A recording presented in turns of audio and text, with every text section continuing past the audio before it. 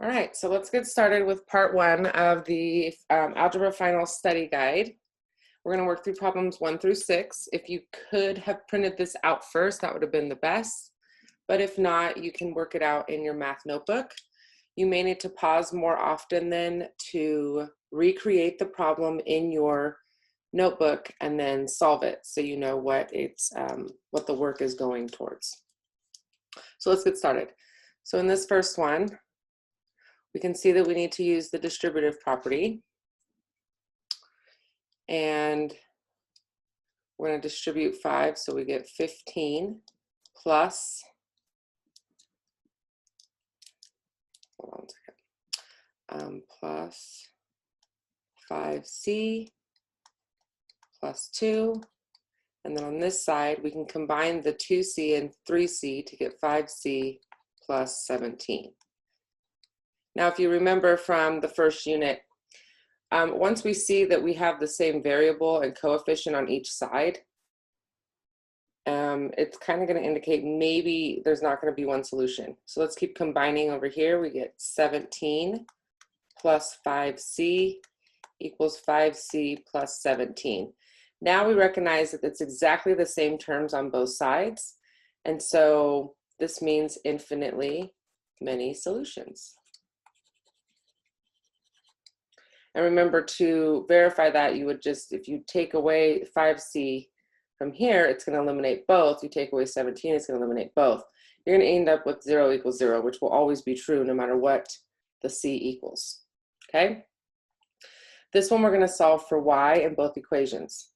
So we need to isolate here. So we're going to take 9 off of this side. We get negative 5y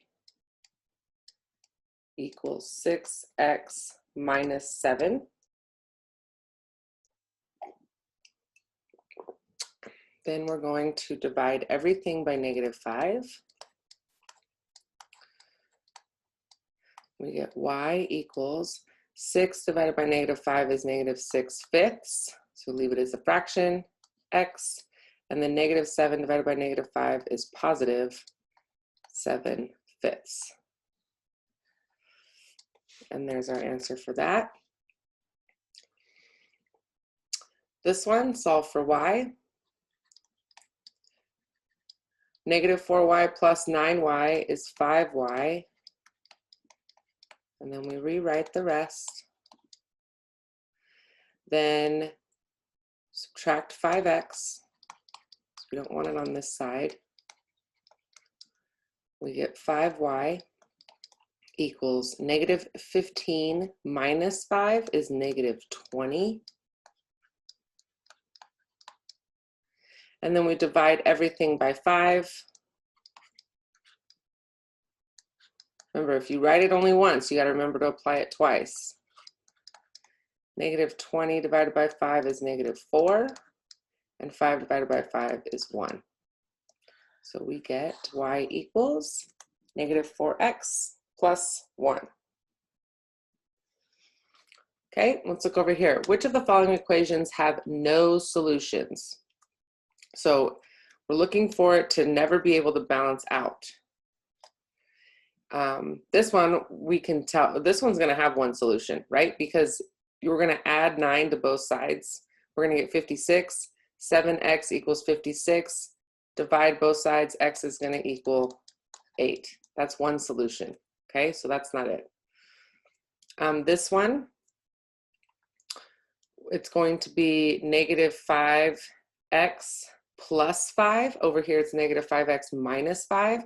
Those will never be equal because one's subtracting 5 and one's adding 5 after they multiply by the same number, same coefficient.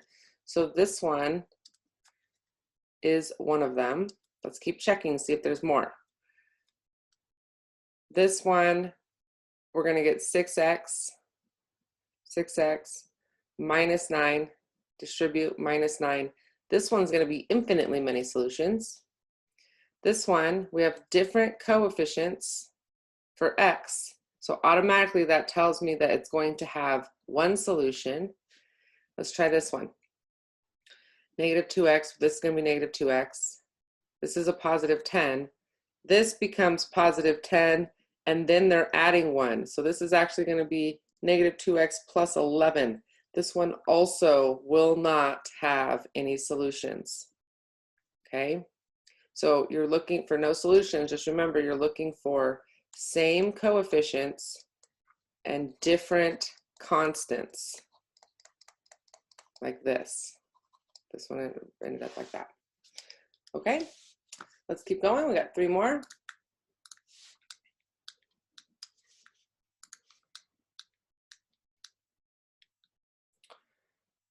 There we go. All right. So solve and graph the solution of the inequality.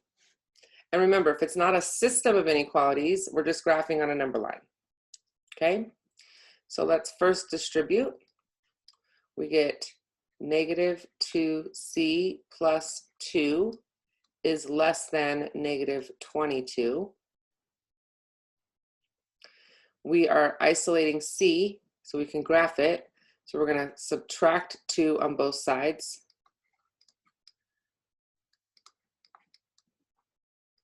Oh, this pen thing is not working. We get negative 2c is less than negative 24. And then we can tell the answer is going to be 12, right? Because negative 24 divided by negative 2. But remember, we're dividing by a negative. We need to flip the symbol. So when we divide or multiply by a negative, we have to flip the symbol around. And we get c is now greater than positive 12. So now we're going to do our number line.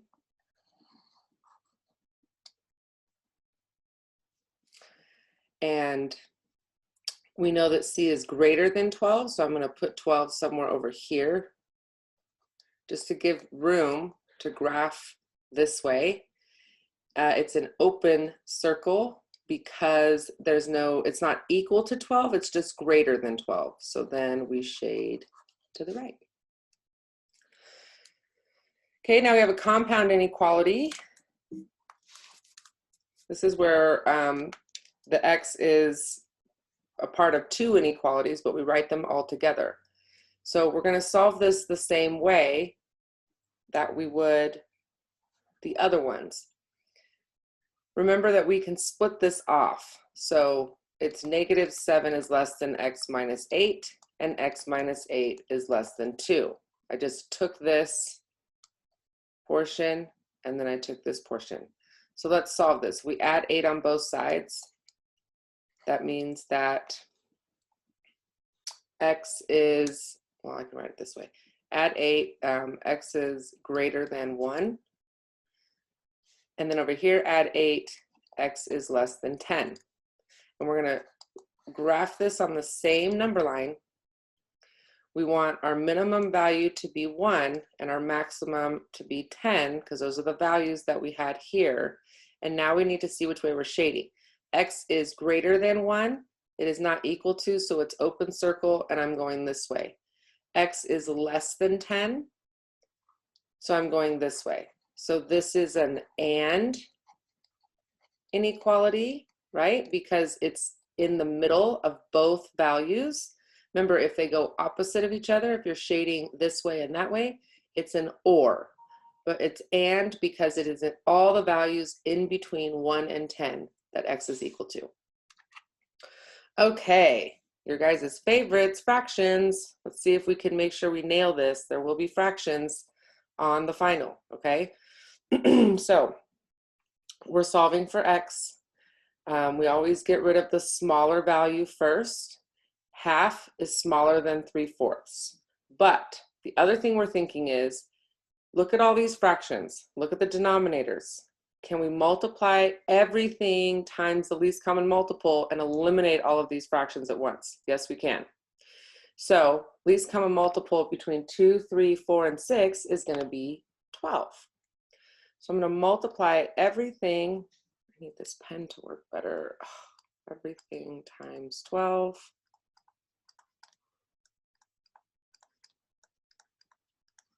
Okay, 12 over 2 is 6, so 6x. 12 over 3 is 4. Oh wait, my bad. Whoa, Tasava, messing up. It's 12 times 2, 24, divided by 3 is 8. 36 divided by 4 is 9. And 12 over 6 is 2. Okay, so let's make sure we do that right. 12 over 6, 24, 8, 36, 9. Okay, now it's much prettier, right? This is smaller than this. We're going to take 6x from this side. We get 8 equals 3x plus 2. And then we subtract 2. 6 equals 3x. So x is going to be 2. Divide both sides by 3.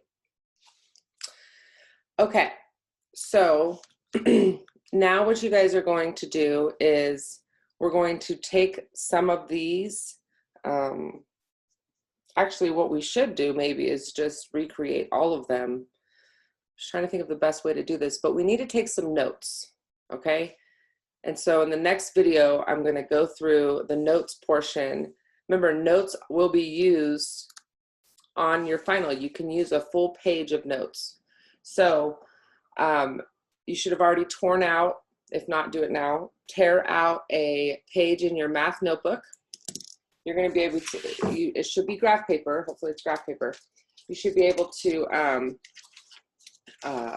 you're going to use both sides, okay? We're going to put as much information as we can into this before, and then, so the next video is going to be the notes portion. This was just filling out the study guide questions for part 1. There will be 2 more parts. You're going to keep watching the videos to do the notes on your own time, making sure that you process what you're thinking. Don't ever just copy things down. Make sure that everything that I'm doing is making sense to you. And if not, please write, circle those problems or take note of them somewhere so we can discuss them in our Zoom. Today is Monday, December 7th, and I hope that you are watching this today and doing this today so that you're prepared for our Zoom tomorrow. I'll see you guys in the next Zoom meeting.